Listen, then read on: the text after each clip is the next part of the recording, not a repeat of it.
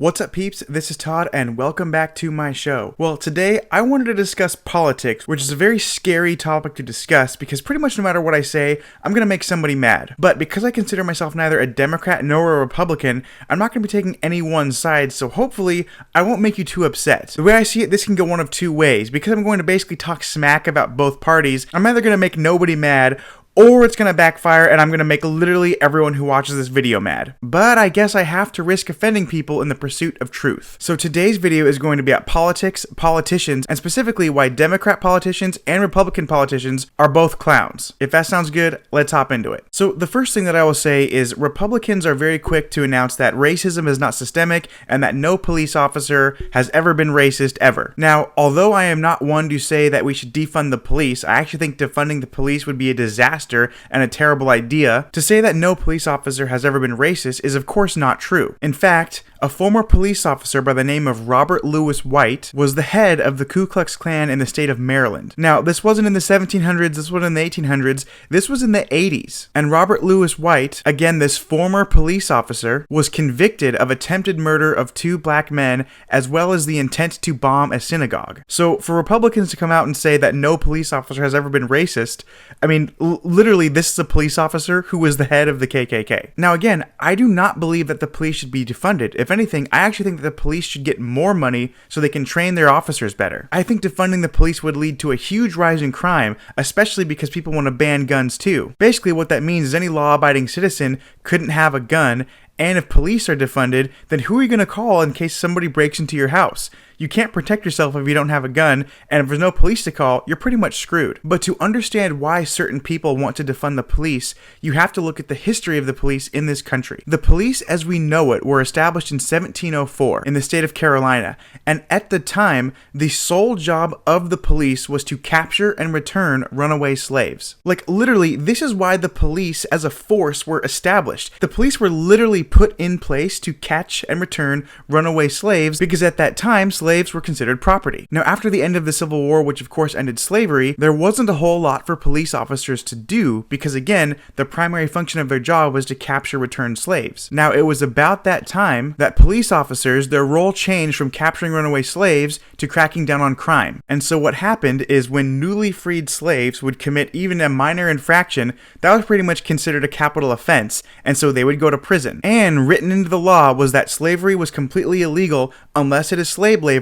from a prisoner. So now, if you make any minor infraction a capital offense, you're sending these people to prison and prisoners can become slaves. That's a pretty damn big loophole. So to any of my Republican friends who claim that no police officer in history has ever been racist, it's just wrong. But that doesn't mean that today the police aren't necessary and that the vast majority of them are good people who are very good at what they do. Now, before my Democrat friends jump for joy at this and think that they are the party that holds the moral high ground, I hate to break it to you, but that's not the case. Most people watching already know that it was actually the Democratic Party that started the KKK. But I'm going to set that aside for a minute because the parties did switch platforms. But many of you are saying that if you voted for Donald Trump in 2020 that you are racist. And those same people are saying that if you voted for Donald Trump in 2016 instead of Hillary Clinton that you were racist and misogynist. But let me remind you of the other option in 2016. The other option was Hillary Clinton, who described Robert Byrd as her friend and mentor. Today our country has lost a true American original, my friend and mentor Robert C. Byrd. Now, Robert Byrd was an American politician and was actually the longest reigning senator in U.S. history. He is a lifelong Democrat and again, the friend and mentor of Hillary Clinton. What many people do not know about Hillary Clinton's friend and mentor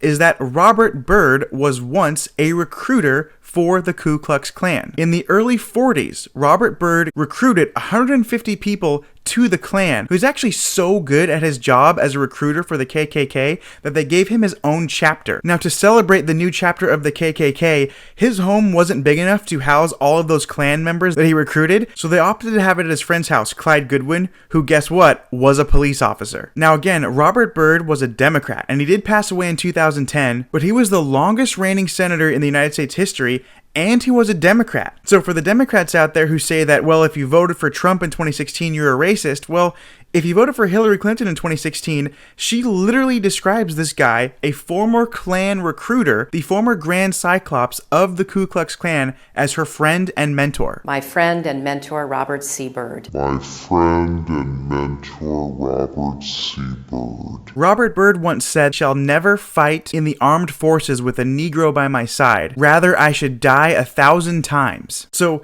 clearly, this guy wasn't a good guy. Now, Democrats are also known for the equality of opportunity, like marriage equality and being about gay rights and women's rights and all those great things. But going back to Hillary Clinton's friend and mentor, he was very against gay marriage. I believe that marriage is not just a bond, but a sacred bond between a man and a woman. In Robert Byrd's opinion, again, this lifelong Democrat, he said that homosexuality was a choice and bad behavior and that it should not be legal. That doesn't really sound like equality. Now, if my Republican friends are watching and they're saying, "Man, look at those Democrats, they're pretty hypocritical," yes, you are right. But also the Republican Party is pretty hypocritical as well. The Republican Party loves to tout itself as the true followers of Christ. Many Republicans claim to read the Bible every night, and they say that it's the Republican Party that is following Jesus. But what does Jesus say about feeding the hungry and clothing the naked? If you offer food to the hungry and satisfy the needs of the afflicted, then your light shall rise in the darkness, and your gloom be like a noonday. Happy are those who are concerned for the poor.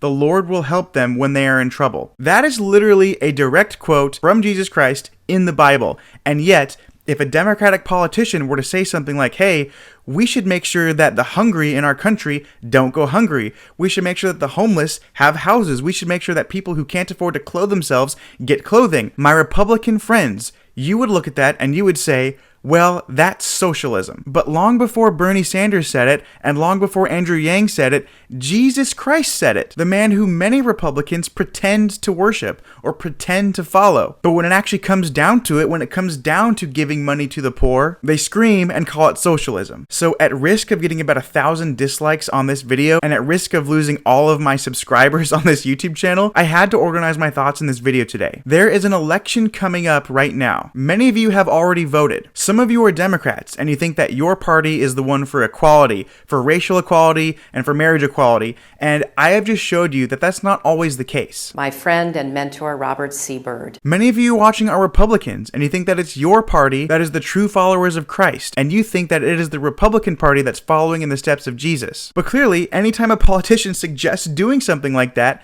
it's called socialism. So the two-party system is very broken. Until we can get away from that, I don't think we're ever going to have a truly free society. And after watching this video, you're probably going to have one of two reactions. Either you will have learned something new from this video and you're going to be thinking, or you will feel that your team has been attacked and your brain is going to shut down. But either way, I'm going to keep coming at you with new content, and hopefully my videos are teaching people to think for themselves. I am not saying that you should believe everything that I believe. On the contrary, if you watch one of my videos and say, "I believe XYZ because Todd Baldwin said it," I have failed at my job. My job is not to persuade you or to influence you to believe or do anything. My purpose for this channel is to make you think differently, is to help open your mind when it comes to economics, to politics, to healthcare, is to show you different perspectives so you can see it from all angles. And then, only then, when you have all of the information, can you make a well-informed decision. I hope this video was helpful to you guys, and I'll see you at the next one.